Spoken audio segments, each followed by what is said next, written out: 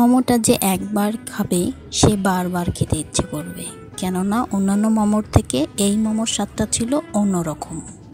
কি কি লেগেছে এই মোমোটা তৈরি করতে? প্রথমে আমি 1 কাপ ময়দা নিয়েছি, মেজারমেন্ট কাপ দিয়ে 1/3 কাপ কর্নফ্লাওয়ার নিয়েছি, এই যে 1/3 কাপ। এরপর একটু লবণ দিয়ে ভালো করে মিক্সড করে নিয়েছি সবগুলো উপকরণ। মিক্সড হয়ে গেলে এখানে একদম ফুটন্ত গরম পানি সামান্য পরিমাণ দিতে হবে। হাত দিলেই বোঝা যাচ্ছে অনেক গরম ছিল। এটা ভালো করে একটু নাড়াচাড়া করার পরে এমনি নর্মাল পানি এবার দিয়ে ডো বানিয়ে নিতে হবে। নরম এবং সফট ডো, খুব বেশি নরমও হবে না আবার খুব বেশি শক্তও হবে না।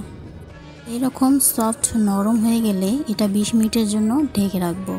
আর এই দিকে যে পুরটা তৈরি করব ভিতরে দেওয়ার জন্য সেটা নেব, সেটা হচ্ছে গাজর, পেঁয়াজ, মরিচ, রসুন এবং কিছু চিকেন কেটে কেটে নিয়েছি। এরপর এতে আমি চিনি দিলাম, সামান্য লবণ একটু দিয়ে ভালো করে মেখে সয়া সস একটু দিয়ে দিলাম। তারপর ভালো করে মেখে, চাইলে এখানে পাতাকপি বা অন্যান্য সবজিও দেওয়া যেতে পারে, ওটাও অনেক মজা হবে। 20 মিনিট পর আমার ডোটা ঠিক এরকম নরম আরও হয়েছে, আরও সফট হয়েছে। তো এটাকে আরেকবার ভালো করে মথে নিয়ে এবার ছোট ছোট লেচি তৈরি করে ভিতরে পুরটা দিয়ে দেব। হাত দিয়ে রুটির ডোটা তৈরি করলে এই ডোটার অনেক মোটা হয়, যাতে করে ভেঙে যাওয়ার সম্ভাবনা কম থাকে। তো প্রথমটা আমি হাত দিয়ে তৈরি করে সামান্য পরিমাণ পাতলা করেছি। এটা বেশি পাতলা করা যাবে না, যেহেতু অনেক সফট থাকে, এই জন্য সামান্য পরিমাণ একটু বড় করে। আর আমার এই নকশাটা আমি এটাই পারি, আর অন্য নকশা হচ্ছিল না আমার হাতে। আরেকটা আমি চেষ্টা করছিলাম এই যে গ্লাস দিয়ে হয় কি না, গ্লাস দিয়ে ছোট ছোট রুটি করে সেই রুটিগুলো আর কি মোমো বানানোর জন্য।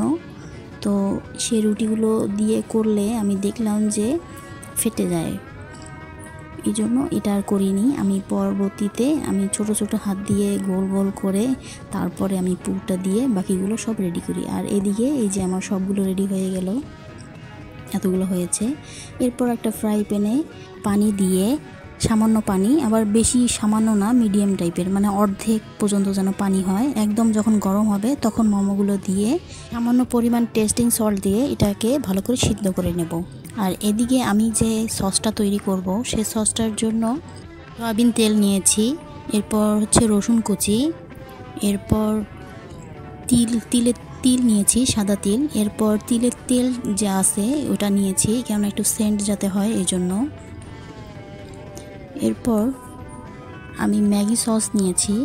ম্যাগি সসের বদলে নুডলসের সাথে যে ম্যাগি সসের যে প্যাকেটটা পাওয়া যায় সেটা দিলেও হবে। এরপর টমেটোর কেচাপ নিয়েছি, এরপর সয়া সস নিয়েছি সামান্য পরিমাণ, আর হচ্ছে লেবু, এটা হচ্ছে টকের জন্য, চাইলে এখানে ভিনেগারও ইউজ করা যাবে। এরপর হচ্ছে চিলি পাউডার যেটা পাওয়া যায়, রঙও ভালো হয় এবং অনেক ঝালও হয় সেটা। এরপর আমি চিনি নিয়েছি, তারপর হচ্ছে গোলমরিচ যেটা আছে সাদা, সেটার গুঁড়া নিয়েছি। তো এটাকে ভালো করে মিক্সড করে এর সাথে কিছু পানি অ্যাড করতে হবে। পানিটা অবশ্যই অ্যাড করতে হবে, না হলে এর টেস্টটা অনেক ভালো হবে না, যেহেতু চিনি আছে। এরপর এই যে মোমোগুলো, এটা আমি এভাবে সিদ্ধ করেছি। ওই যে আমি বলেছিলাম না গ্লাস দিয়ে তৈরি করাতে আমারগুলো ফেটে গিয়েছে, এই যে ফেটে গিয়েছে। তো এরকম যদি ফেটে না যেত তাহলে একদম ধবধবা সাদা থাকতো। এরপর এগুলোকে সুন্দর করে প্লেটে সাজিয়ে নিয়ে ওই ঝোলগুলো যেগুলো ছিল সেগুলো এর উপরে দিয়ে দিলাম।